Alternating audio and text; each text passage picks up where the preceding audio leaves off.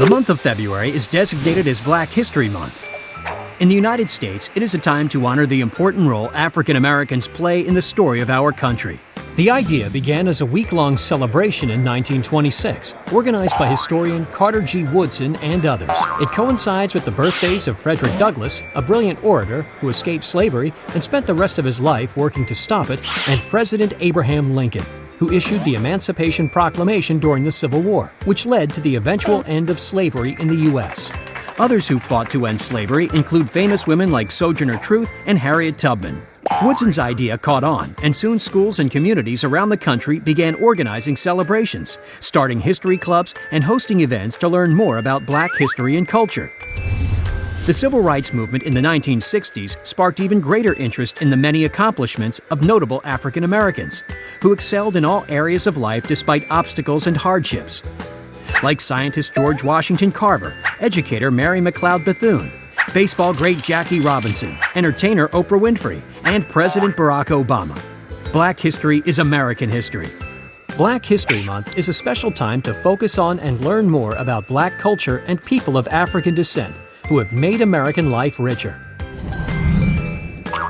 How is Black History Month celebrated in your school or community? For lesson plans. Good morning, Harvest Hawks. Happy Monday, February 3rd. Black History Month is upon us, so I hope you enjoyed my very short video. There's tons of information out there if you're curious about the history of this month.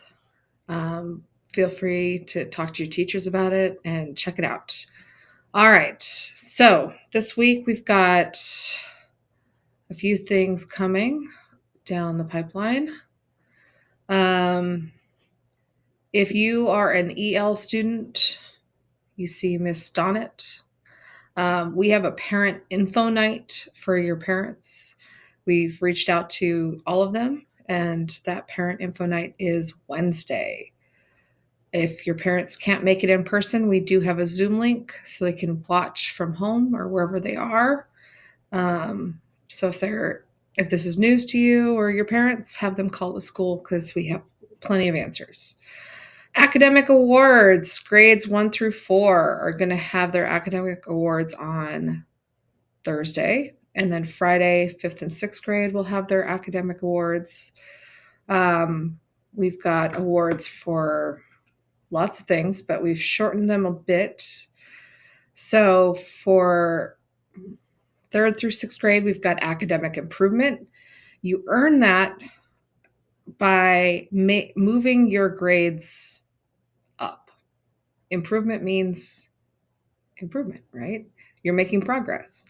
You're not going down, you're going up. So that's what academic improvement means in any academic area. If you have a 3.0 or 3.49, then you hit the merit list. Honor roll is 3.5 to 3.99. And principal's honor roll is someone who has maintained a GPA of 4.0. TK through 2 have an additional of Hawk Reader and Hawk Math, as well as the academic improvement. Hawk Reader, you're showing mastery of the reading standards. Hawk Math, you're showing mastery of the math standards that your teacher has been focusing on. Okay, so everybody's clear on the awards that are going to be passed out on Thursday and Friday. While I'm here, we've been having an influx of cell phones turned into me. So since I have the guidelines in front of me, I want to carry this out with all of you because I know your teachers have brought this up, but because I've let your teachers know, I've let parents know, you are allowed to carry a cell phone. I'm not getting in the way of that. I understand the safety of having it and being able to reach your parents.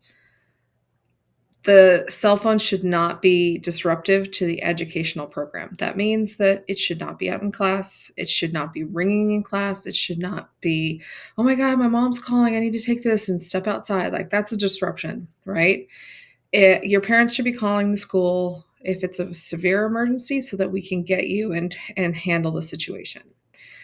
And it should not be used for bullying. That's been the biggest problem. Cell phones should be in your backpack. We should not be seeing them. That's how I get them most times. Okay, is that they come out, they're visible, and they get taken.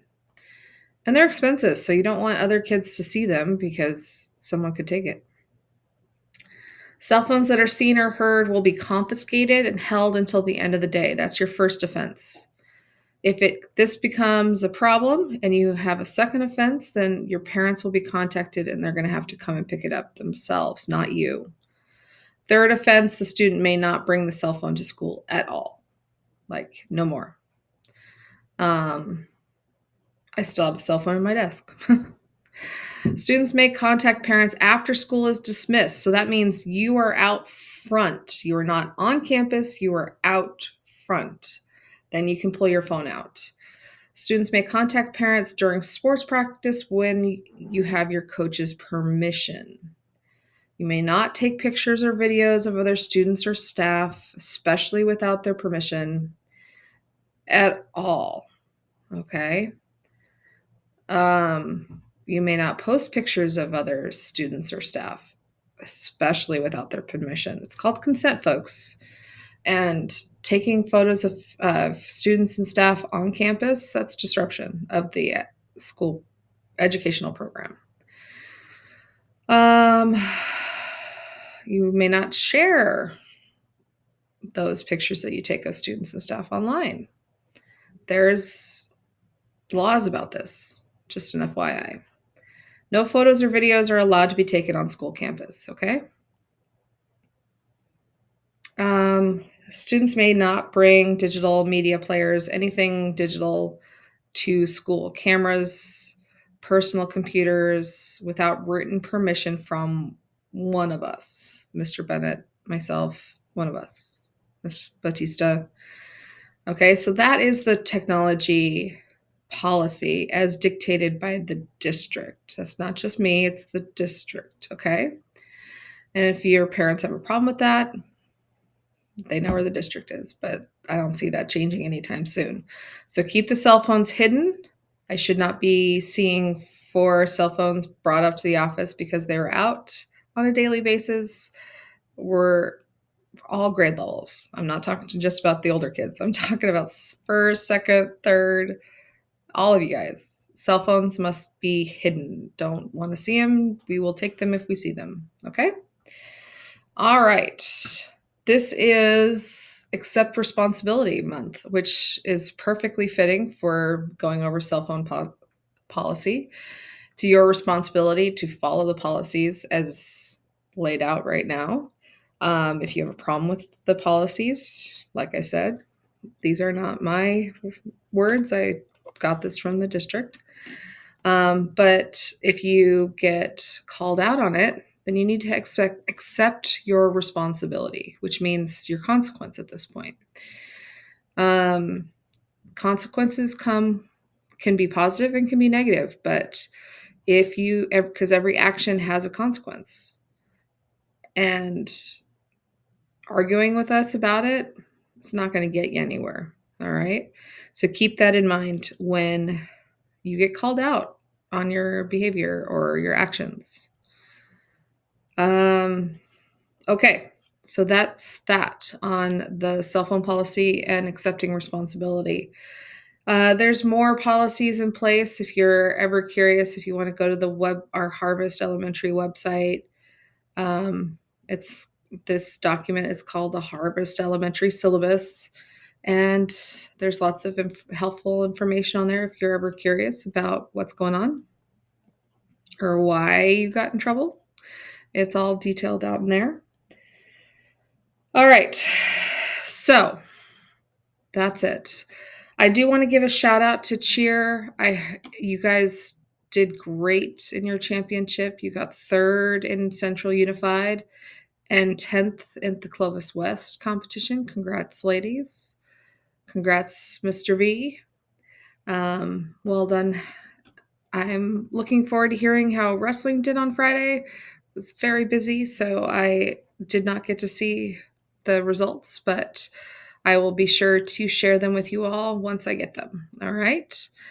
That's it for me. Have a wonderful day. Let's go out there and be the best Hawks that we can be. We are Hawks, have integrity, accept responsibility. We respect others, kindness counts, and show safety. Before I go, remember it is Mindfulness Monday. So if you want to have a mindfulness moment with Miss Simi, be sure to stop by during your recess. And let me pull our positive affirmation for today. All right. Repeat after me. I am thoughtful. I am going to do something special for someone today. All right. I hope to see some thoughtfulness in action today. I hope to see all your smiling faces today. I can't wait. Let's go out there and have a wonderful Monday, folks.